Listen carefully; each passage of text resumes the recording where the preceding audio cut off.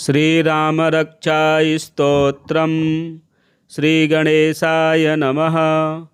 विनियोगः अस्य श्रीरामरक्षास्तोत्रमन्त्रस्य बुधकौशिकऋषिः श्रीसीतारामचन्द्रो देवता।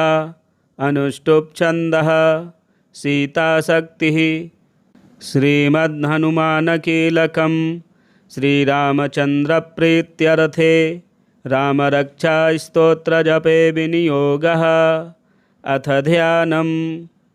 ध्यायेदाजानुबाहुं धृतशरधनुसंबद्धपद्मासनस्थं पीतं वासोवसानं नवकमलदलस्पर्धिनेत्रं प्रसन्नं वामाङ्कारूढसीतामुखकमलमिलल्लोचनं नीरदाभं नानालङ्कारदीप्तं दधतमुरुजटामण्डनं रामचन्द्रम्। चरितं रघुनाथस्य शतकोटिप्रविस्तरम् एकैकमक्षरं पुंसां महापातकनाशनं ध्यात्वा नीलोत्पलश्यामं रामं राजीवलोचनं जानकीलक्ष्मणोपेतं जटामुकुटमण्डितं शासितोणधनुर्बाणपाणिं नक्तञ्चरान्तकं स्वलीलया जगत्त्रातुमाविर्भूतमजं विभुं रामरक्षां पठेत् प्राज्ञः पापघ्नीं सर्वकामदां शिरो मे राघवः पातु भालं दशरथात्मजः कौसल्येयो दृशौ पातु विश्वामित्रप्रियः श्रुति घ्राणं पातु मखत्राता मुखं सौमित्रिवत्सलः जिह्वां विद्यानिधिः पातु कण्ठं भरतवन्दितः स्कन्धौ दिव्यायुधः पातु भुजौ भग्नेशकार्मुकः करौ सीतापतिः पातु हृदयं जामदग्न्यजेत् मध्यं पातु करध्वंसी नाभिं जाम्बवदाश्रयः सुग्रीवेशः कटी पातु शक्थनी हनुमत्प्रभुः ऊरु रघुत्तमः पातु रक्षः कुलविनाशकृत् जानुनी सेतुकृत् पातु जङ्घे दशमुखान्तकः पादौ विभीषणश्रीदः पातु रामोऽखिलं वपुः एतां रामबलोपेतां रक्षां यः सुकृती पठेत् सचिरायुः सुखी पुत्री विजयी विनयी भवेत् पातालभूतलव्योमचारिणश्छद्मचारिणः न द्रष्टुमपि शक्तास्ते रक्षितं रामनामभिः रामेति रामभद्रेति रामचन्द्रेति वा स्मरन् नरो न लिप्यते पापैः भुक्तिं मुक्तिं च विन्दति जगज्जैत्रैकमन्त्रेण रामनाम्नाभिरक्षितं यः कण्ठे धारयेत् तस्य करस्थाः सर्वसिद्धयः वज्रपञ्जरनामेदं यो रामकवचं स्मरेत् अव्याहताज्ञः सर्वत्र लभते जयमङ्गलम् आदिष्टवान् यथा स्वप्ने रामरक्षामिमां हरः तथा लिखितवान् प्रातः प्रबुद्धो बुधकौशिकः आरामः कल्पवृक्षाणां विरामः सकलापदाम् अभिरामस्त्रिलोकानां रामः श्रीमान् सनः प्रभुः तरुणौ रूपसम्पन्नौ सुकुमारौ महाबलौ पुण्डरीकविशालाक्षौ चिरकृष्णाजिनाम्बरौ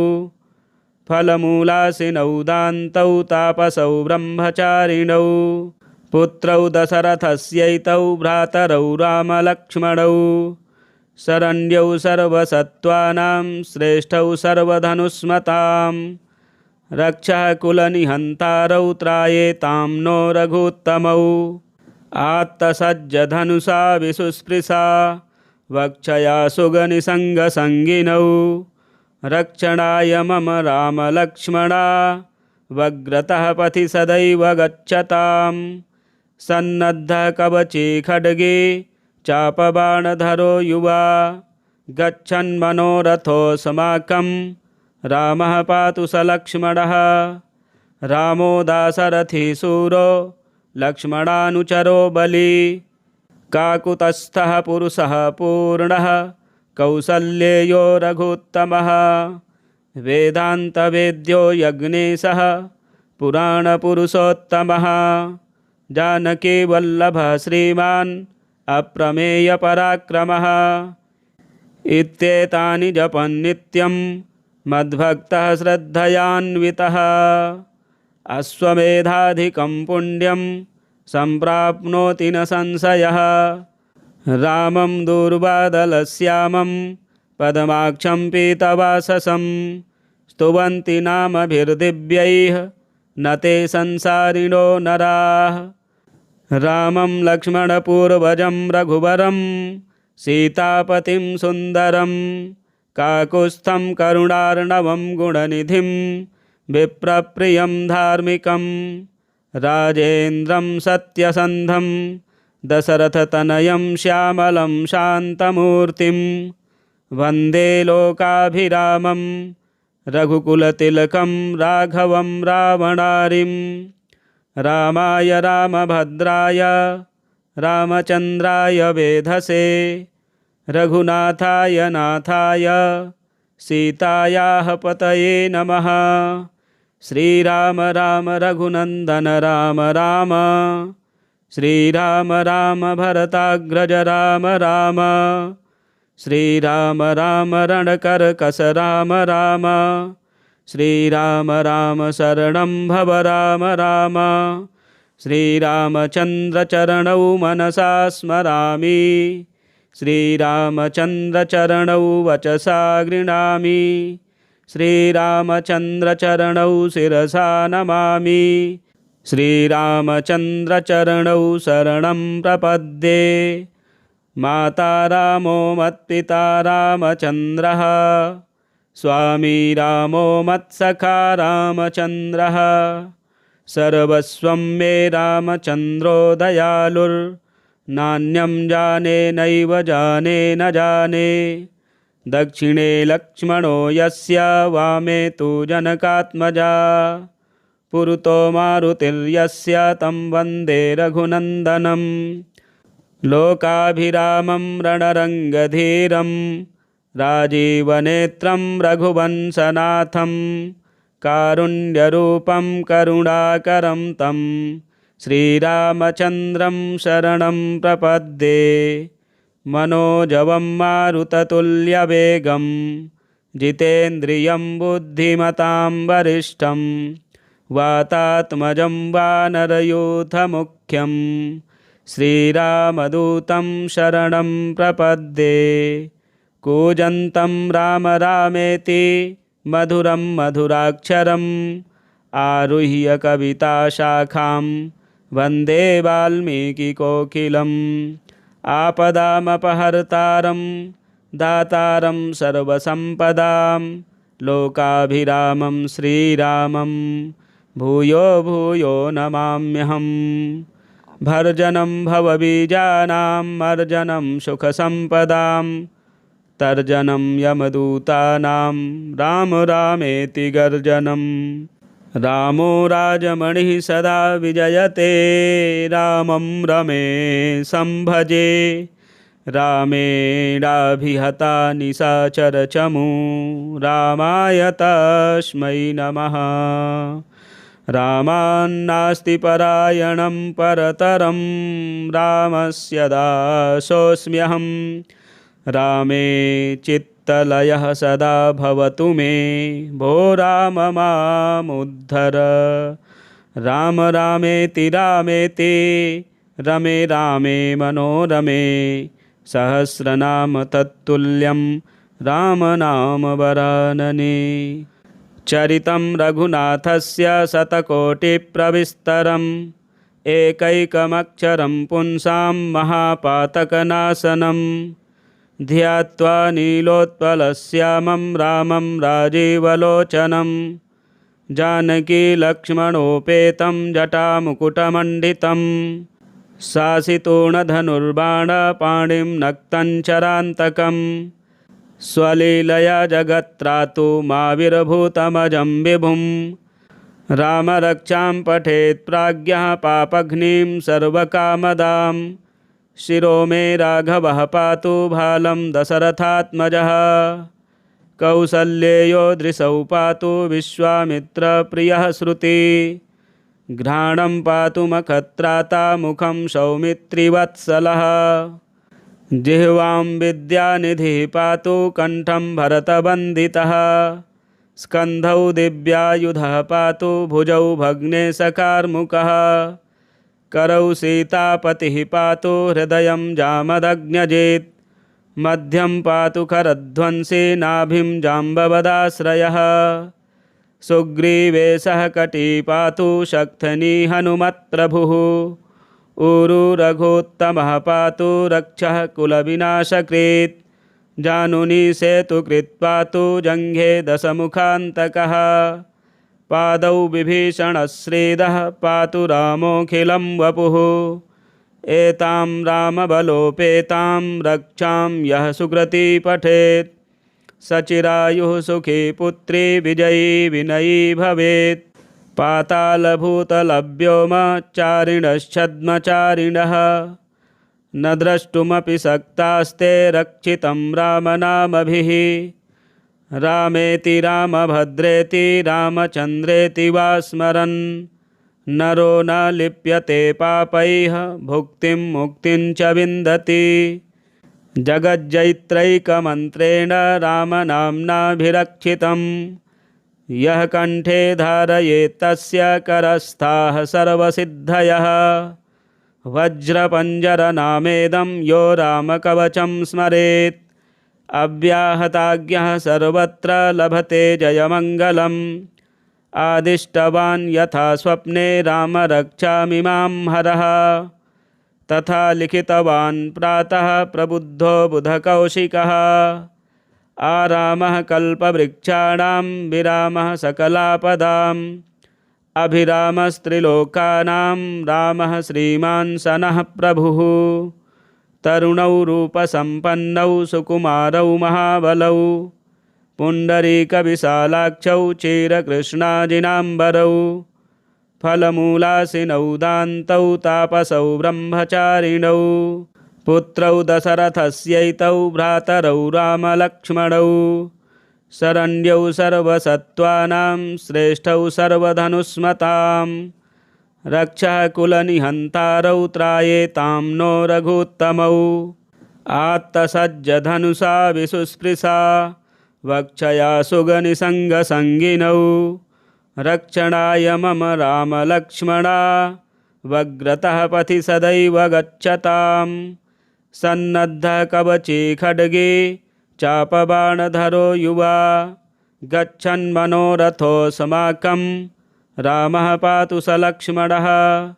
रामो दाशरथी शूरो लक्ष्मणानुचरो बली। काकुतस्थः पुरुषः पूर्णः कौसल्येयो रघुत्तमः। वेदान्तवेद्यो यज्ञेशः पुराणपुरुषोत्तमः। जानकीवल्लभः श्रीमान् अप्रमेयपराक्रमः। इत्येतानि जपन् नित्यं मद्भक्तः श्रद्धयान्वितः। अश्वमेधाधिकं पुण्यं सम्प्राप्नोति न संशयः।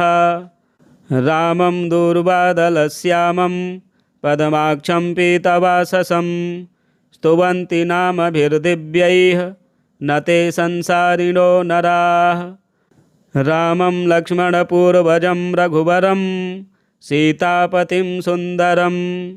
काकुत्स्थं करुणार्णवं गुणनिधिं विप्रप्रियं धार्मिकं। राजेन्द्रं सत्यसन्धं दशरथतनयं श्यामलं शान्तमूर्तिं।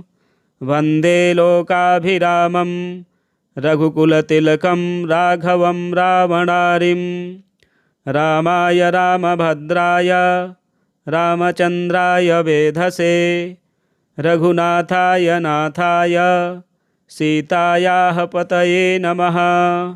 श्रीराम राम रघुनन्दन राम राम। श्रीराम राम भरताग्रज राम राम। श्रीराम राम रणकर्कश राम राम। श्रीराम राम शरणं भव राम राम।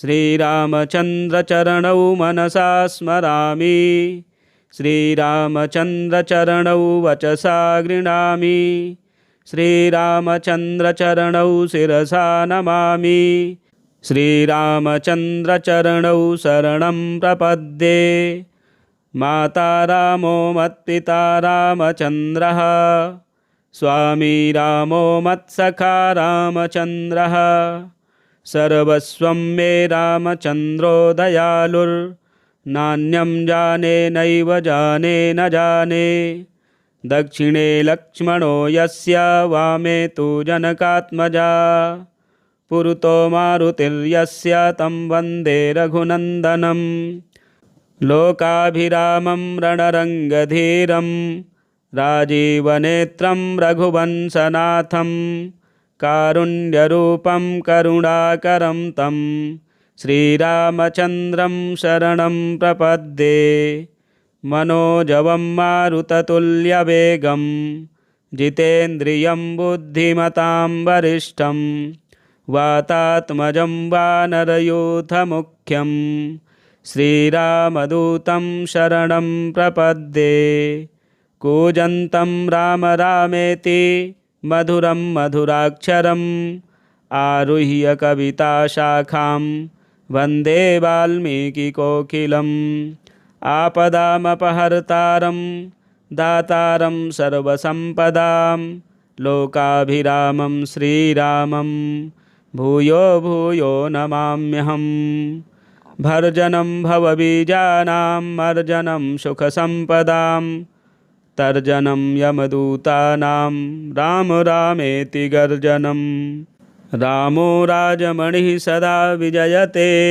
रामं रमेशं भजे रामेणाभिहता निशाचरचमू रामाय तस्मै नमः रामान्नास्ति परायणं परतरं रामस्य दासोऽस्म्यहं रामे चित्तलयः सदा भवतु मे भो राम मामुद्धर राम रामेति रामेति रमे रामे मनोरमे सहस्रनाम तत्तुल्यं रामनामवरानने चरितं रघुनाथस्य शतकोटिप्रविस्तरम् एकैकमक्षरं पुंसां महापातकनाशनं ध्यात्वा नीलोत्पलश्यामं रामं राजीवलोचनं जानकीलक्ष्मणोपेतं जटामुकुटमण्डितं शासितूणधनुर्बाणपाणिं नक्तञ्चरान्तकं स्वलीलया जगत्त्रातुमाविर्भूतमजं विभुं रामरक्षां पठेत् प्राज्ञः पापघ्नीं सर्वकामदां शिरो मे राघवः पातु भालं दशरथात्मजः कौसल्येयो दृशौ पातु विश्वामित्रप्रियः श्रुति घ्राणं पातु मखत्राता मुखं सौमित्रिवत्सलः जिह्वां विद्यानिधिः पातु कण्ठं भरतवन्दितः स्कन्धौ दिव्यायुधः पातु भुजौ भग्नेशकार्मुकः करौ सीतापतिः पातु हृदयं जामदग्न्यजेत् मध्यं पातु करध्वंसी नाभिं जाम्बवदाश्रयः सुग्रीवेशः कटी पातु शक्थनी हनुमत्प्रभुः ऊरु रघुत्तमः पातु रक्षः कुलविनाशकृत् जानुनी सेतुकृत् पातु जङ्घे दशमुखान्तकः पादौ विभीषणश्रीदः पातु रामोऽखिलं वपुः एतां रामबलोपेतां रक्षां यः सुकृती पठेत् सचिरायुः सुखी पुत्री विजयी विनयी भवेत् पातालभूतलव्योमचारिणश्छद्मचारिणः न द्रष्टुमपि शक्तास्ते रक्षितं रामनामभिः रामेति रामभद्रेति रामचन्द्रेति वा स्मरन् नरो न लिप्यते पापैः भुक्तिं मुक्तिं च विन्दति जगज्जैत्रैकमन्त्रेण रामनाम्नाभिरक्षितं यः कंठे धारयेत् तस्य करस्थाः सर्वसिद्धयः। वज्रपञ्जरनामेदं यो रामकवचं स्मरेत् अव्याहताज्ञः सर्वत्र लभते जयमङ्गलम्। आदिष्टवान् यथा स्वप्ने राम रक्षामिमां हरः तथा लिखितवान् प्रातः प्रबुद्धो बुधकौशिकः। आरामः कल्पवृक्षाणां विरामः सकलापदाम् अभिरामस्त्रिलोकानां रामः श्रीमान् सनः प्रभुः। तरुणौ रूपसम्पन्नौ सुकुमारौ महाबलौ पुण्डरीकविशालाक्षौ चिरकृष्णाजिनाम्बरौ फलमूलासिनौ दान्तौ तापसौ ब्रह्मचारिणौ पुत्रौ दशरथस्यैतौ भ्रातरौ रामलक्ष्मणौ शरण्यौ सर्वसत्त्वानां श्रेष्ठौ सर्वधनुष्मतां रक्षः कुलनिहन्तारौ त्रायेतां नो रघुत्तमौ। आत्तसज्जधनुषा विशुस्पृशा वक्षया सुगनिसङ्गसङ्गिनौ रक्षणाय मम रामलक्ष्मणा वग्रतः पथि सदैव गच्छताम्। सन्नद्धः कवची खड्गे चापबाणधरो युवा गच्छन्मनोरथोऽस्माकं रामः पातु स लक्ष्मणः। रामो दाशरथी शूरो लक्ष्मणानुचरो बली काकुतस्थः पुरुषः पूर्णः कौसल्येयो रघुत्तमः। वेदान्तवेद्यो यज्ञेशः पुराणपुरुषोत्तमः जानकीवल्लभः श्रीमान् अप्रमेयपराक्रमः। इत्येतानि जपन् नित्यं मद्भक्तः श्रद्धयान्वितः अश्वमेधाधिकं पुण्यं सम्प्राप्नोति न संशयः। रामं दूर्वादलश्यामं पद्माक्षं पीतवाससं स्तुवन्ति नामभिर्दिव्यैः न ते संसारिणो नराः। रामं लक्ष्मणपूर्वजं रघुवरं सीतापतिं सुन्दरं काकुत्स्थं करुणार्णवं गुणनिधिं विप्रप्रियं धार्मिकं राजेन्द्रं सत्यसन्धं दशरथतनयं श्यामलं शान्तमूर्तिं वन्दे लोकाभिरामं रघुकुलतिलकं राघवं रावणारिं। रामाय रामभद्राय रामचन्द्राय वेधसे रघुनाथाय नाथाय सीतायाः पतये नमः। श्रीराम राम रघुनन्दन राम राम श्रीराम राम भरताग्रज राम राम श्रीराम राम रणकर्कश राम राम श्रीराम राम शरणं भव राम राम। श्रीरामचन्द्रचरणौ मनसा स्मरामि श्रीरामचन्द्रचरणौ वचसा गृह्णामि श्रीरामचन्द्रचरणौ शिरसा नमामि श्रीरामचन्द्रचरणौ शरणं प्रपद्ये। माता रामो मत्पिता रामचन्द्रः स्वामी रामो मत्सखा रामचन्द्रः सर्वस्वं मे रामचन्द्रो दयालुर्नान्यं जाने नैव जाने न जाने। दक्षिणे लक्ष्मणो यस्य वामे तु जनकात्मजा पुरतो मारुतिर्यस्य तं वन्दे रघुनन्दनं।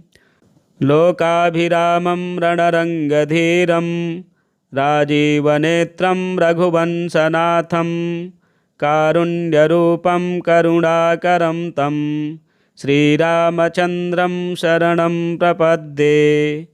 मनोजवं मारुततुल्यवेगं जितेन्द्रियं बुद्धिमतां वरिष्ठं वातात्मजं वानरयूथमुख्यं श्रीरामदूतं शरणं प्रपद्ये। कूजन्तं राम रामेति मधुरं मधुराक्षरम् आरुह्य कविताशाखां वन्दे वाल्मीकिकोकिलम्। आपदामपहर्तारं दातारं सर्वसम्पदां लोकाभिरामं श्रीरामं भूयो भूयो नमाम्यहम्। भर्जनं भवबीजानां मर्जनं सुखसम्पदां तर्जनं यमदूतानां राम रामेति गर्जनम्। रामो राजमणिः सदा विजयते रामं रमेशं भजे।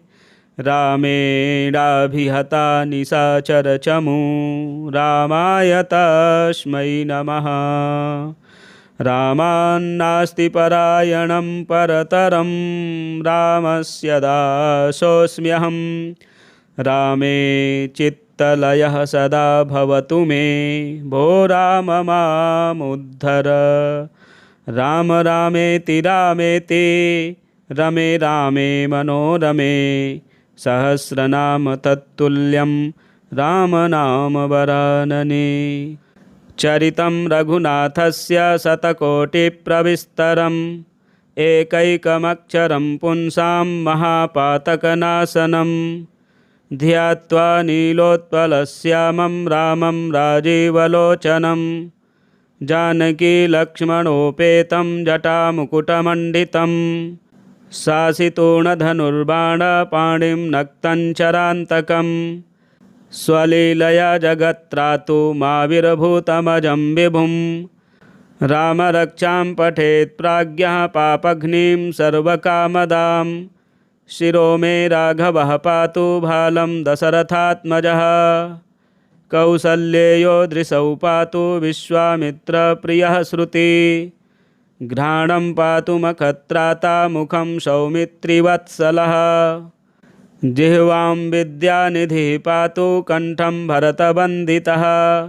स्कन्धौ दिव्यायुधः पातु भुजौ भग्नेशकार्मुकः। करौ सीतापतिः पातु हृदयं जामदग्न्यजेत्। मध्यं पातु करध्वंसी नाभिं जाम्बवदाश्रयः। सुग्रीवेशः कटी पातु शक्थनी हनुमत्प्रभुः। ऊरु रघुत्तमः पातु रक्षः कुलविनाशकृत्। जानुनी सेतुकृत् पातु जङ्घे दशमुखान्तकः। पादौ विभीषणश्रीदः पातु रामोऽखिलं वपुः। एतां रामबलोपेतां रक्षां यः सुकृती पठेत्। सचिरायुः सुखी पुत्री विजयी विनयी भवेत्। पातालभूतलव्योमचारिणश्छद्मचारिणः न द्रष्टुमपि शक्तास्ते रक्षितं रामनामभिः। रामेति रामभद्रेति रामचन्द्रेति वा स्मरन् नरो न लिप्यते पापैः भुक्तिं मुक्तिं च विन्दति। जगज्जैत्रैकमन्त्रेण रामनाम्नाभिरक्षितं। यः कण्ठे धारयेत् तस्य करस्थाः सर्वसिद्धयः। वज्रपञ्जरनामेदं यो रामकवचं स्मरेत्। अव्याहताज्ञः सर्वत्र लभते जयमङ्गलम्। आदिष्टवान् यथा स्वप्ने रामरक्षामिमां हरः। तथा लिखितवान् प्रातः प्रबुद्धो बुधकौशिकः। आरामः कल्पवृक्षाणां विरामः सकलापदाम्। अभिरामस्त्रिलोकानां रामः श्रीमान् सनः प्रभुः। तरुणौ रूपसम्पन्नौ सुकुमारौ महाबलौ। पुण्डरीकविशालाक्षौ चिरकृष्णाजिनाम्बरौ। फलमूलासिनौ दान्तौ तापसौ ब्रह्मचारिणौ। पुत्रौ दशरथस्यैतौ भ्रातरौ रामलक्ष्मणौ। शरण्यौ सर्वसत्त्वानां श्रेष्ठौ सर्वधनुष्मतां। रक्षः कुलनिहन्तारौ त्रायेतां नो रघुत्तमौ। आत्तसज्जधनुषा विशुस्पृशा वक्षया सुगनिसङ्गसङ्गिनौ। रक्षणाय मम रामलक्ष्मणा वग्रतः पथि सदैव गच्छतां। सन्नद्धः कवची खड्गे चापबाणधरो युवा। गच्छन्मनोरथोऽस्माकं रामः पातु स लक्ष्मणः। रामो दाशरथी शूरो लक्ष्मणानुचरो बली।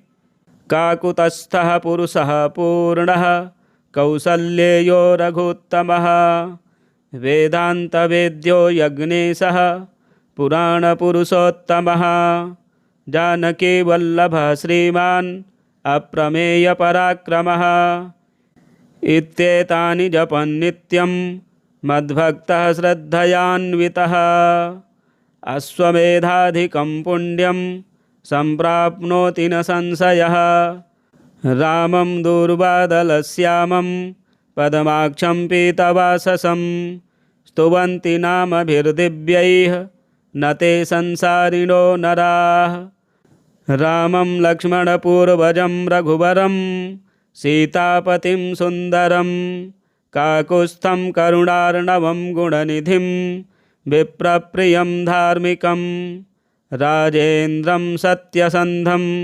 दशरथतनयं श्यामलं शान्तमूर्तिं वन्दे लोकाभिरामं रघुकुलतिलकं राघवं रावणारिं रामाय रामभद्राय रामचन्द्राय वेधसे रघुनाथाय नाथाय सीतायाः पतये नमः।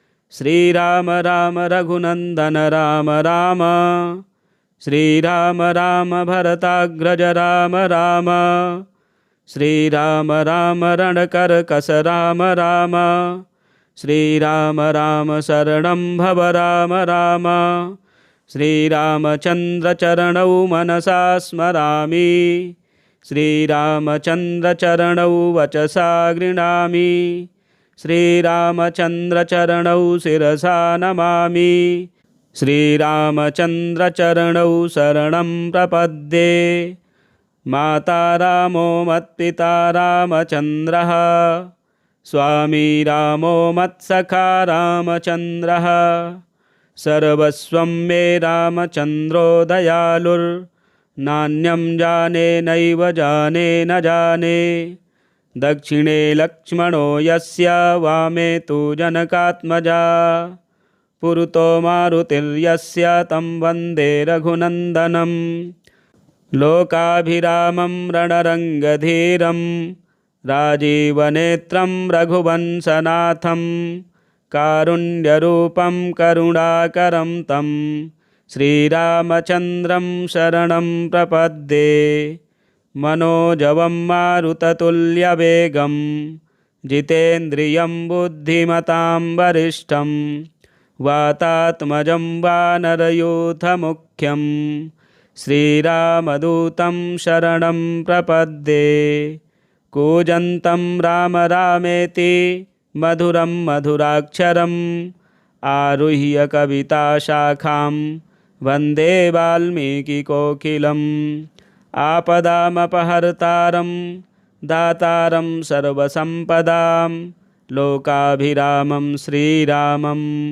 भूयो भूयो नमाम्यहम् भर्जनं भवबीजानां मर्जनं सुखसम्पदां तर्जनं यमदूतानां राम रामेति गर्जनं रामो राजमणिः सदा विजयते रामं रमेशं भजे रामेणाभिहता निशाचरचमू रामाय तस्मै नमः रामान्नास्ति परायणं परतरं रामस्य दासोऽस्म्यहं रामे चित्तलयः सदा भवतु मे भो राम मामुद्धर राम रामेति रामेति रमे रामे मनोरमे सहस्रनाम तत्तुल्यं रामनाम वरानने चरितं रघुनाथस्य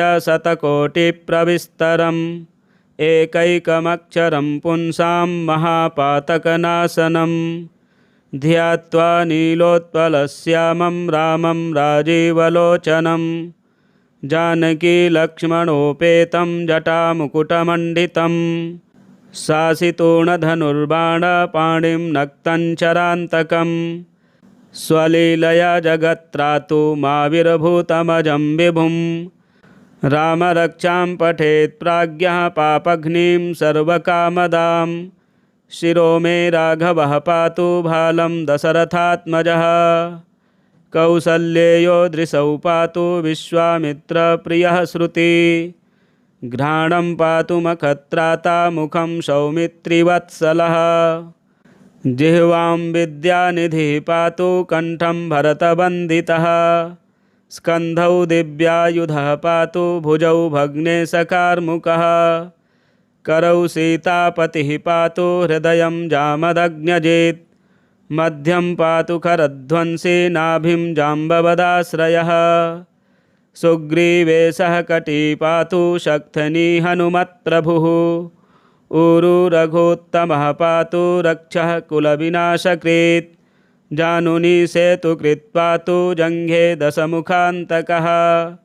पादौ विभीषणश्रीदः पातु रामोऽखिलं वपुः। एतां रामबलोपेतां रक्षां यः सुकृती पठेत्। सचिरायुः सुखी पुत्री विजयी विनयी भवेत्।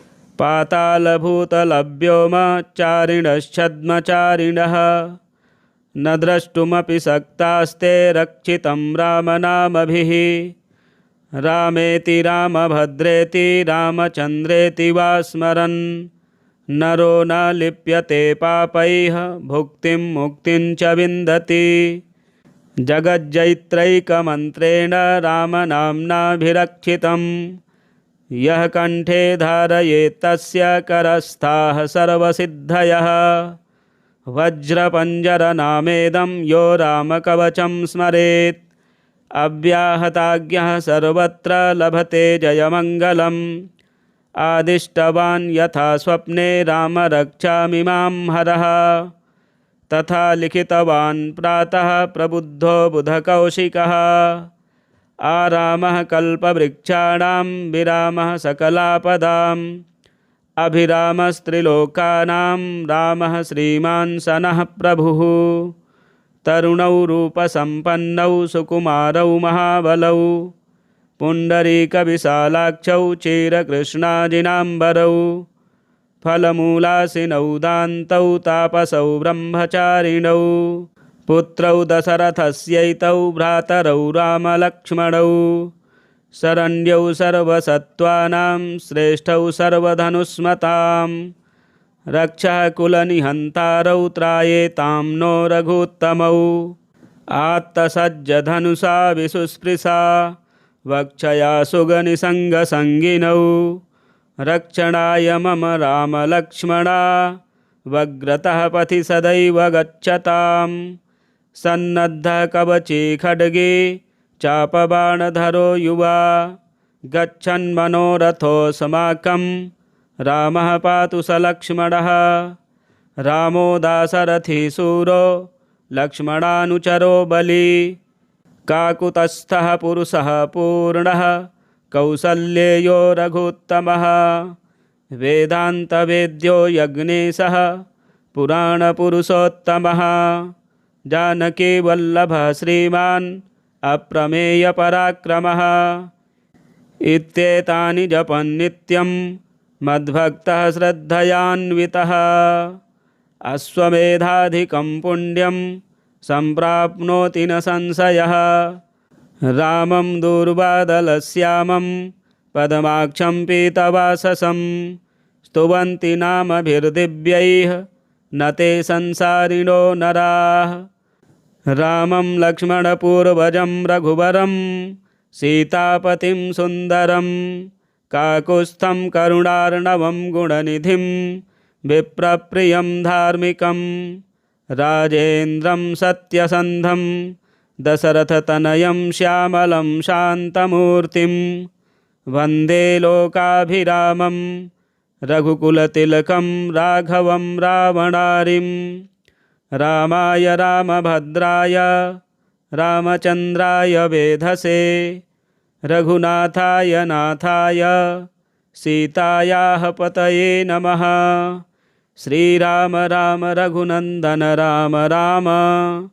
श्रीराम राम भरताग्रज राम राम।